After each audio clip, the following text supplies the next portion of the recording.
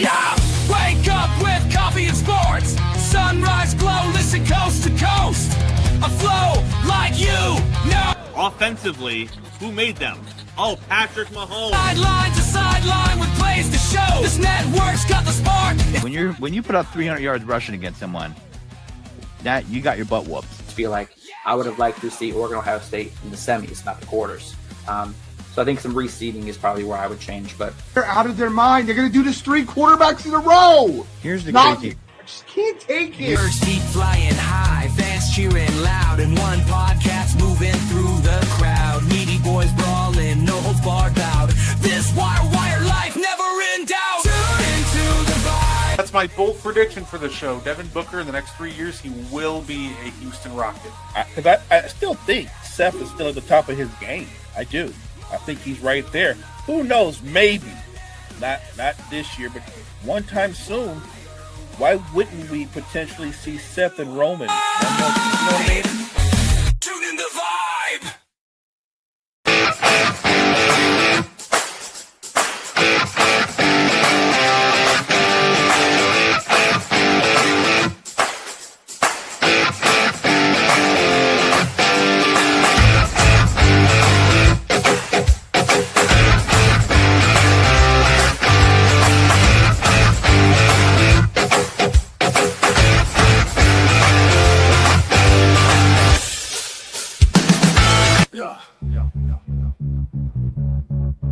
Gardner on the mic tonight. News coming in left and right. Oh, better with the latest fight. Gene's got that insight tight. Champions rise and they fall. Wire to wire, got it all. Every move and every brawl. Tune in for the curtain call. Wrestling talk all night long. Catch the latest match and song. Ring the bell, let's get it on. Every story bright and strong. In the ring they clash and roar. New rivalries and so much more. Titles change and legends roar. Hey, what's poppin', y'all? It is your boy, Gardy3. And of course, joining me just like every Meaty Boys episode, he is the greatest co-host of all time. He is Mo Betta. How you doing, Mo? Hey, what's going on, Brett? What's good, everybody? On a Monday, you're getting a little bit of Meaty Boys. Let's get into it. No, absolutely. Before we, get into the details of Saturday night's main event, Mo, overall, because I figure that's just kind of where you got to start on a weekend like we just had. What did you think about it overall? As Saturday night main events go, honestly, in my opinion, I thought it was one of the better ones. A lot of times, Saturday night main event has a lot of hype, and the event itself rarely lives up to the hype. I actually thought this was one of the better ones. It was entertaining. So, look, from a fan standpoint, I thought you got a lot more bang for your buck from this particular Saturday night main event. I enjoyed it. No, absolutely. I think Saturday night main events, they should absolutely start building these around the younger talent because it just feels like it's the most exciting one. They gave you all these fun, dream matches with the NXT superstars, and I almost feel like going forward, I'd say you should be building these. I think I like that. No, I'd say the only real disappointment that I had from Saturday night's main event was, ironically, in the first match. It was obviously Cody Rhodes and Oba Femi that ended in disqualification. Not going to lie, Mo, I don't know if you agree or not, but look, I feel like that it wouldn't have hurt to give Oba the win there. It just feels like we went with the cheap way out with the DQ. Yeah, look, and the thing is, if Oba beats Cody, the title wasn't on the line. And you know what I mean? Nothing changes in terms of Cody being the number one guy in the company. Only thing it would do, and I think this is a positive, it would elevate Oba Femi because eventually he will be on the main roster, and you're introducing him to a bigger, broader audience. I I don't think it's a bad thing to let him get that win. That doesn't mean that when he's on the main roster that he's going to beat Cody for the title, but it does set him up. It gets him off to a strong start when he goes to the main roster. So I thought the DQ was kind of the coward's way out. Look, I enjoyed Saturday night's main event, but if I nitpick, I didn't like the outcome of that match. And I'll be honest, I'm not one of those guys that has to have the perfect ending, but I didn't like the ending to the very last match. I didn't. I thought I get it. Cena is the ultimate company man, but he'd already given. He had beaten Dom, but he had turned around and let Dom take the belt off of him. That's just Cena. And I just thought that his last match, come on, Hunter, you could have let him walk. It's not like a belt was on the line. He should have won that match. That's why the crowd's reaction was so strong, because they felt the way I felt. Like, come on, bro. Like, the biggest heel of the night, I know people were cursing at Gunther, but the person that they were most angry at was Triple H. He say the crowd let him hear it. So when he came out there to, congratulate Cena on a great career, they went right at Triple H. I'd be surprised if they didn't boo him again tonight if he comes out on Raw. They actually he had a press conference after that, a little like Fastlane press conference, or Saturday night's main event press conference. And yeah, they booed the crap out of him again. They started AEW chants like, oh no. Yeah, they made sure that enough people were flipping him off that Triple H commented on it. But he's like, there's a lot of bloodline fans out there, I see it. Look, like I said, Hunter's done a lot of things right. It wouldn't have been, I don't think it'd have been too far-fetched for Cena to beat Gunther. He didn't have to make Gunther tap. He could have just pinned him, because to me, in letting Gunther beat Cena, by the way, and letting Gunther beat Goldberg, which made more sense, but he's beaten two guys that are considered some of the top stars ever. I think Cena's the guy.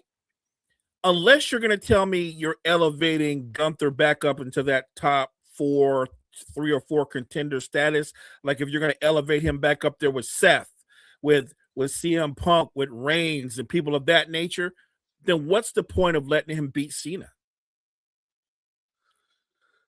Say it.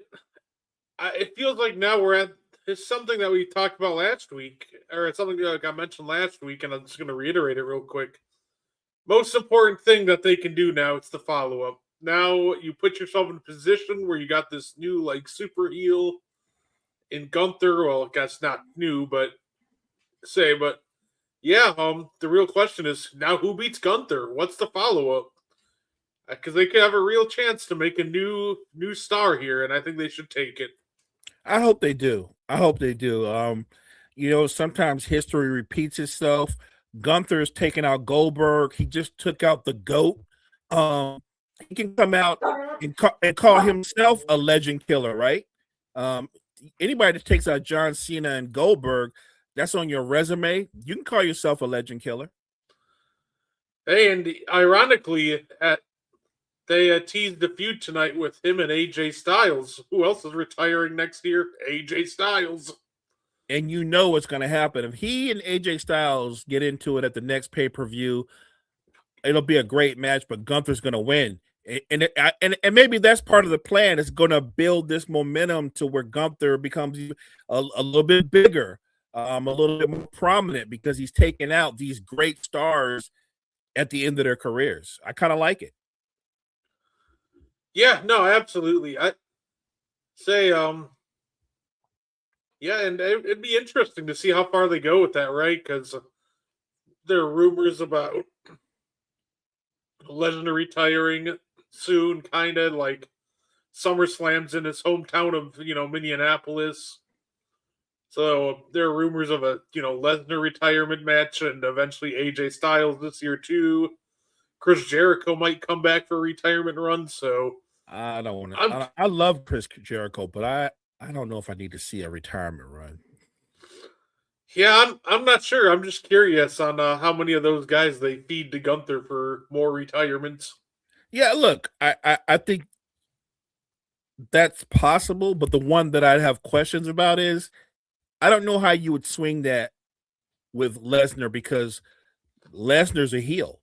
And I don't know if it's sellable that Gunther could out and out just bully Lesnar around the ring because that doesn't seem it goes against everything Lesnar is. Like you would say the opposite that Lesnar would pretty much beat the hell out of Gunther. So I guess they could make that match happen, but you better do it in a way where fans are like, yeah, I can see where that could happen because that's a tough sell.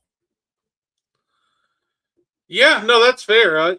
I feel like I feel like that match has got to be on their radar. I know they were talking about it as a possible WrestleMania 40 match before Lesnar was taken off, all plans after the Rumble, but actually that was right before the Rumble. But yeah, no, he I know that's one match that they were treading for beforehand. So yeah, I hope they do.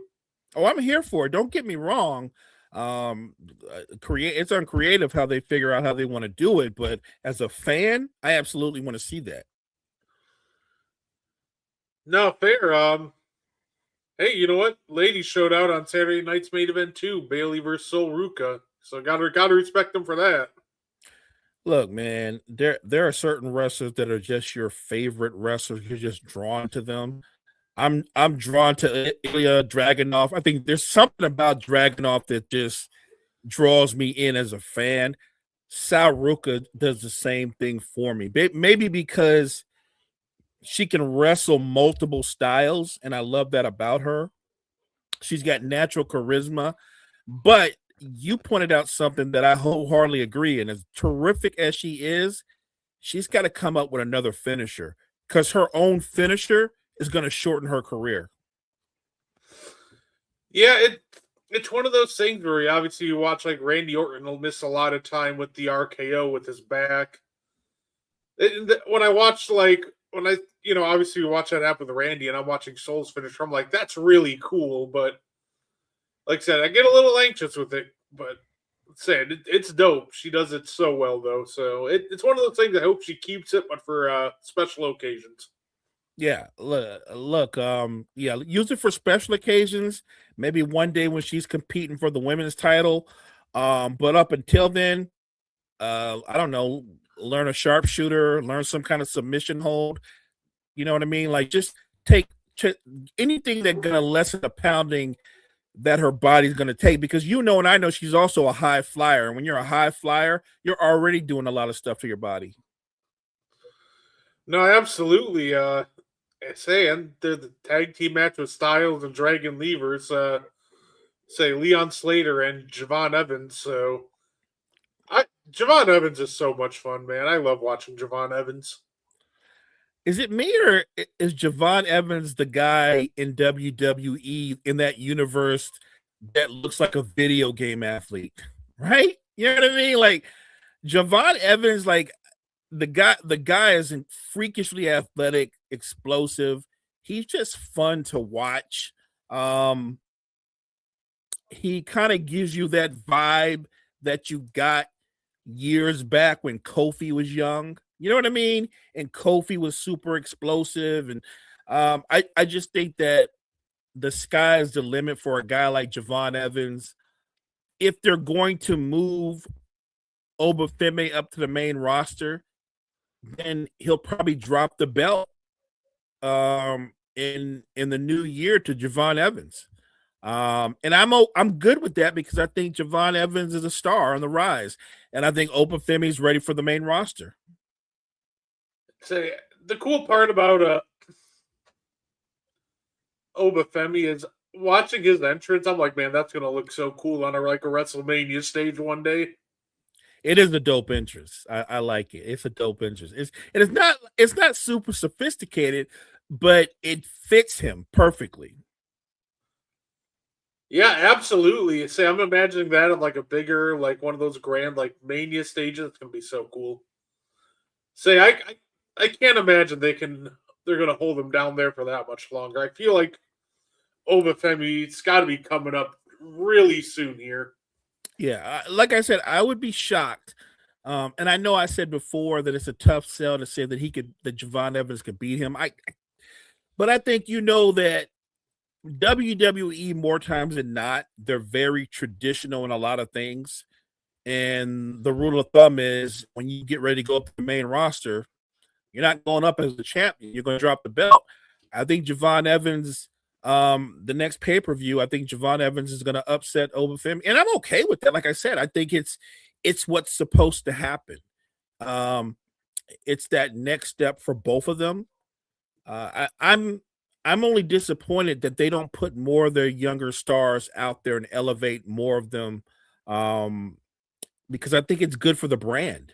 At some point, as big as Roman is, as big as Seth is, and CM Punk and Drew McIntyre, even Randy Orton, if we're being real, as great as they are, and they're great, and I'm fans of all of those guys, I can't say they're part of the old guard, but they're part of the middle guard.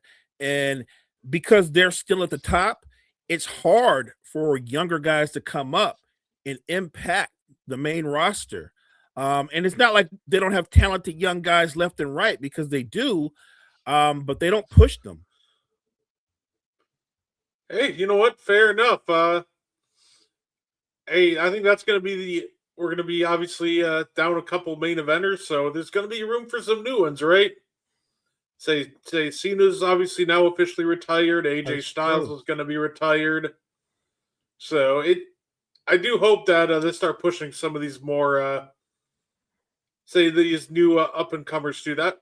I just think infusing like the NXT and young talent on Saturday night's main event, outside of it being Cena's last match, it's just such a big reason. It just felt more than a regular one. I agree. It felt different, and maybe that's because they did put out a lot of those NXT guys, those talents, those gentlemen, those ladies, and they all killed it. They all did their thing. Like, even though the match ended in disqualification, you could see Obafemi showing that he can be in the ring with main event type talent, and he fits. He's there. He's in his element. He's one of those guys, when he does hit the main roster, I don't think they can keep him down.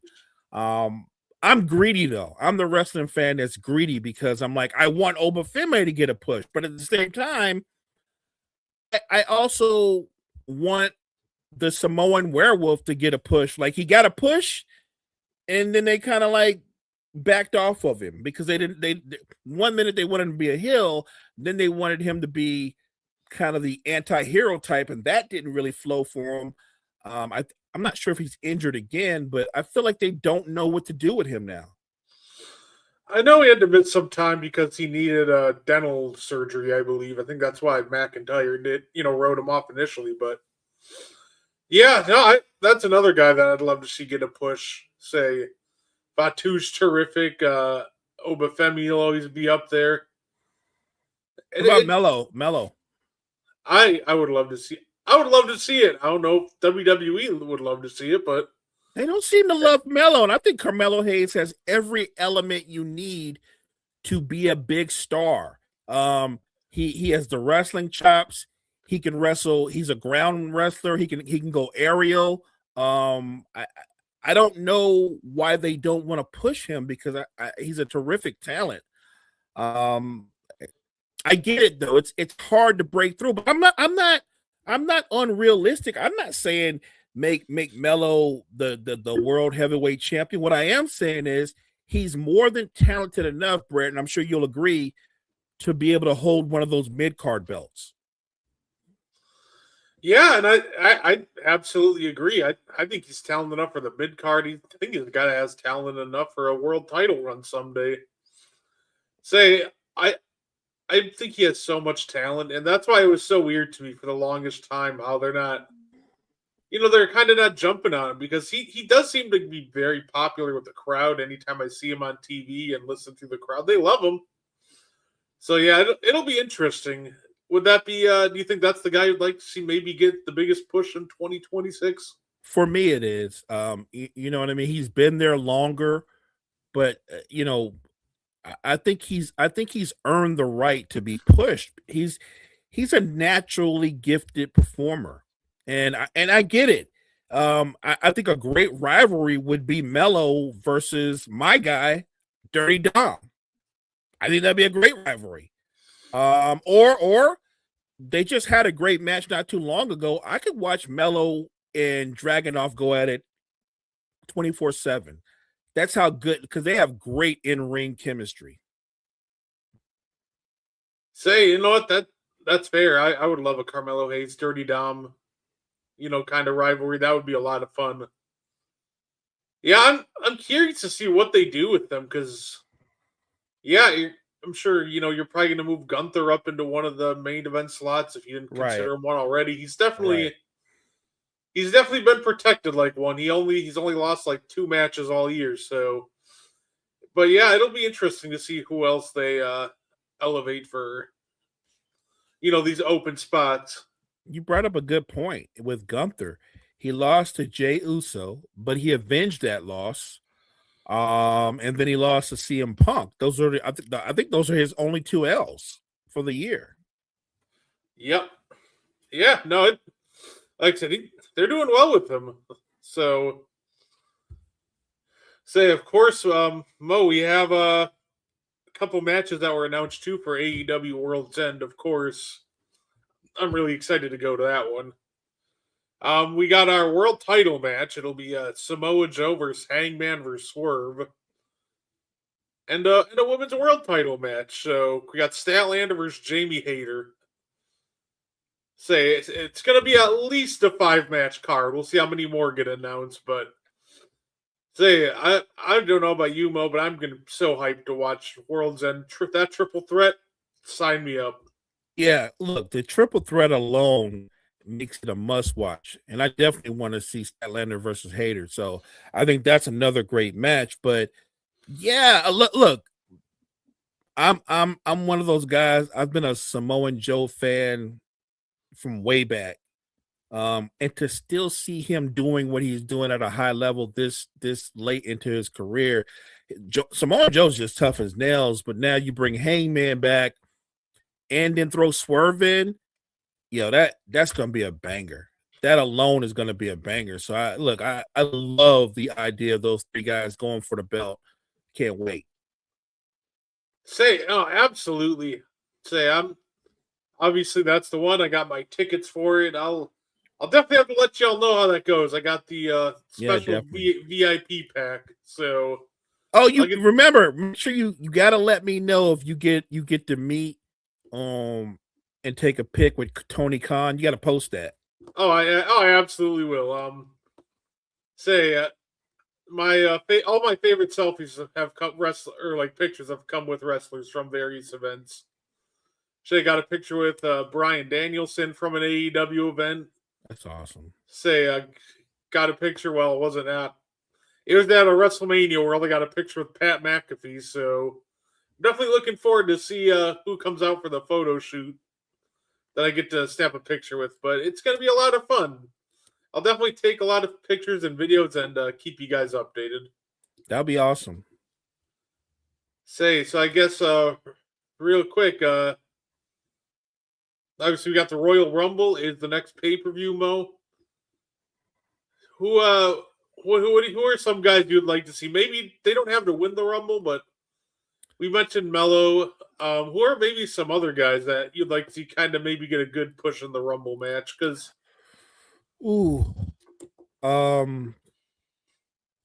Mello's easy to bring up. I wouldn't mind if Dom had a good run. He didn't have to win it, but just be in it like late.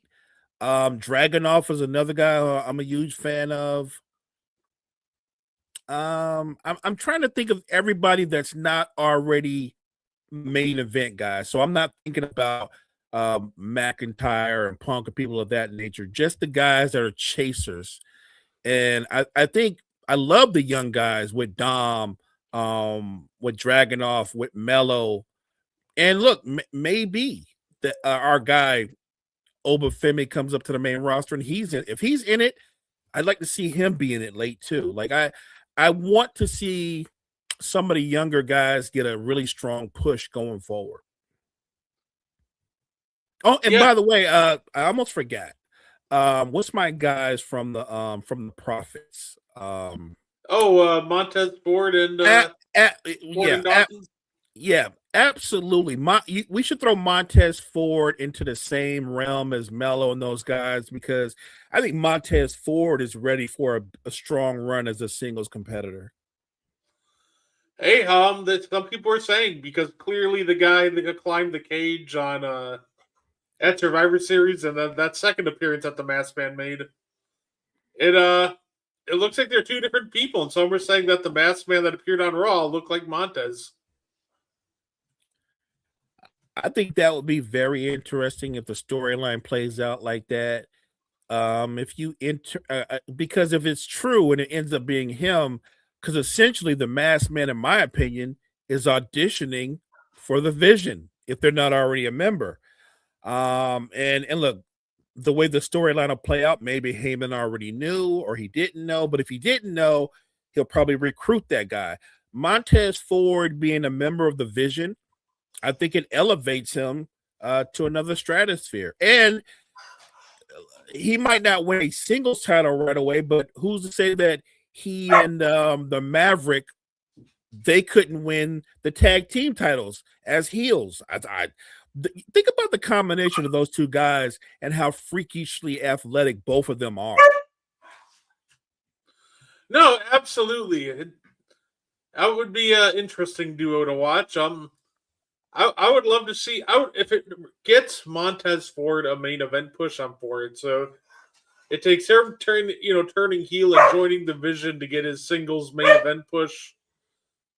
As long as they don't make the mistake of trying to make him just another guy, but we see that Right. we see it often where somebody will get thrown into a faction just to be another guy or the job guy. So no, I think that's a great point. That's a great point.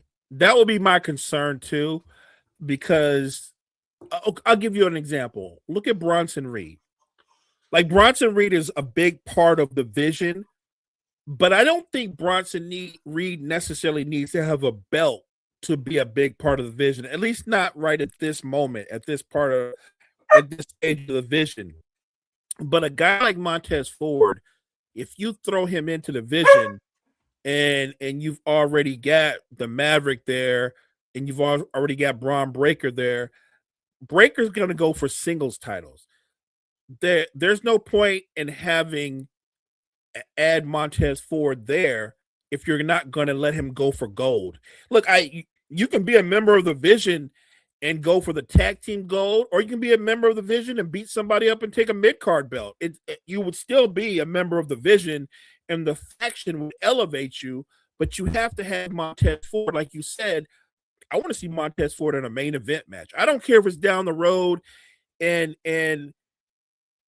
he's challenging the Usos, or the Usos are challenging him for the tag team belts, or he's challenging, or he beats Dom, or he beats Dragunov. I just want to see Montez Ford get some main event shine. Yeah, no, absolutely. That would be awesome. It's something that I know I've been clamoring for that for a little bit now, and I think people would love to see it. So maybe in 2026 we can get ourselves a nice solo, Montez Ford push. That'd be awesome. And look, his partner from the I think he can have a nice run in the mid card, right? Like I don't think he's a one trick pony either. Like he's actually a pretty talented big man and pretty agile. So I think there's a role for him too going forward. Hey, you know what? And that's fair enough. I agree that there's definitely a role for both of them. I feel like that, Ford's maybe got that. I think Ford's has a main event ceiling on him, and I think Right. Dawkins will be a very good Intercontinental champion one day. Both are great spots to be. yeah, right. And that is not a bad lane. If Dawkins can establish himself as a singles competitor in the mid card lane, I think Dawkins can more than hold his own and do well like that. And who's to say down the road they don't reconnect or they feud? I don't know how the storyline is going to play out. I do know that they're both extremely talented, but we would agree that the Street Profits as a tag team, that they've ran their course. Oh, absolutely. Say like them, but yeah, definitely would love to see it. Especially now, either put the tag titles on them or find something different for them to do at this point. Right. Agreed. Say, yeah, because it's one of those things with tag teams that if you're not fighting for the tag titles, then you normally get lost in the shuffle. It's unfortunate, but there's not a lot of TV time for tag team matches that aren't tag team championship matches. There's really not, because what happens is you get put into almost a wrestling purgatory. If you're not the title holders or the number one contenders, then you're just in wrestling purgatory. I know back in the day, different federations would come up with. I think you had tag team champions, and then you had three-man championships. You know what I mean? I think they do that in AEW, which, by the way, I actually like that. But yeah, I think that being a tag team wrestler is tough if you're not holding the gold or you're not the number one contender for the gold. Oh yeah, AEW too. It's funny they'll put money stipulations on their tag team matches, and they're like, "Hey, tag team match for $500,000." I'm like, "All right, that works." Yeah, I love that. I love that about AEW. They're a little bit more innovative. They're more open to trying different stuff out. I actually appreciate that. You try out different things, see how the fans react. If they react positively, bring it back. If they don't, move on from it. Yeah, say we'll see how well, I'm curious in how long if the fans really ever cool off of Triple H and them for having Cena tap out in his last match. I think that'll be interesting. Maybe that's what it is. I don't know about you, but I don't have to have the perfect ending. I get that. And most of the time, traditionally, when it comes to wrestling, the face who's leaving the industry, they almost always lose their final match. So I didn't have to have the perfect ending. I think what annoyed me is that his ending was that he tapped out. You know what I'm saying? Like Gunther could have won. He could have rolled him up, reversed something and rolled him up, and I would have, Gunther got him, and would have kept him moving. But for him to end it where he tapped out, I didn't like that. It's funny because I think that took out a lot of people. I don't think they're upset that Cena lost because, well, we know with Cena he's always going to try to give back. So we knew this last match he was going to lose it. Right. I think it was just the method that he lost. Nobody likes the guy who for 20 years says never give up, never quit. In his last match to tap out. So it's funny. I guess I don't mind it as much as other people do, but it is weird. It is kind of a weird message to have him tap out while being the guy to, never give up. That's all I'm saying. John Cena didn't have to win for me, the fan, to be happy. I know it probably was John Cena's idea that, look, we're going to put Gunther over, or however you want to do it, he's going to end up winning the match. I think John Cena was fine with that. Knowing John Cena, he's going against my mind of thinking it probably was his idea that Gunther make him tap out. He's that kind of guy. He's that kind of giver. But to your point, a big part of his whole MO, his whole aura was he's the guy that never gives up. And I think that I could take him losing. I didn't like the way he lost. But again, it was a great match. I'm not telling you it wasn't an entertaining, great match with so many false finishes I lost count. I didn't like him tapping out. Gunther could have won, and I'm going to be good one way or another. I'm good. I just didn't like the ending. But look, we move on. Cena had a great career. He didn't mind it. He took his bow, took his shoes off, his wristbands off. You know what I mean? And I thought that was pretty cool too. And he walks out the ring and he looks at him one more time, takes another bow. He says, "Thank you." He gives the salute. And he walks away again. And that's just John Cena, a class act. That's just John Cena, the GOAT. And even though he lost, the way he did that at the end, the way he walked out, the way he saluted the fans, I came away feeling good. I'm shocked somebody in the front row didn't almost do a repeat of the infamous "If Cena loses, we riot" sign. I'm shocked somebody didn't have the if Cena say same thing. It was "If Cena wins, we riot." That was the sign. I'm shocked somebody didn't make "If Cena loses, we riot" sign. A little play off of the ECW sign. I saw a cool sign. I don't know if you saw the sign. Maybe you saw it. It was one of those signs that it said, "I'm not crying. I've just been cutting onions." Yeah. I thought that was awesome. I thought that was an awesome sign. Yeah, that was. Say the fans got creative with that. That's for sure. Hey, the guy who, funny enough, I saw that. I don't think it was this last one. I think it was the right before Survivor Series. But no, the guy who owned the "If Cena wins, we riot" sign, he actually got Cena to sign it at one of the meet and greets. Oh, he did he? That's awesome. Yeah. Wow. So, and isn't that ironic how full circle that has come now from "If Cena wins, we riot" to people following Gunther out to his car just to boo him because he beat Cena. Cena winning, or let's say losing, almost causes a riot. Not really, but it's just an interesting way to think about it. You started this episode of Meaty Boys off by saying when Gunther beats Cena, not only beats him, but makes him tap out, you did create a super heel. Gunther is now a super heel.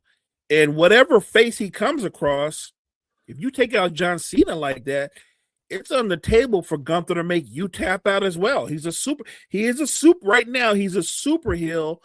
And I'm with you, partner. I'm very interested what Triple H and creative do with Gunther going forward. No, absolutely. Say absolutely, but say Mo, that's all I had for us tonight. A little bit of a shorter episode, but say that's all I had for us tonight. Anything you want to add before we get up and out of here, sir? Well, appreciate you guys joining Brett and myself on an amazing Monday. Hey, thank you guys so much for joining us.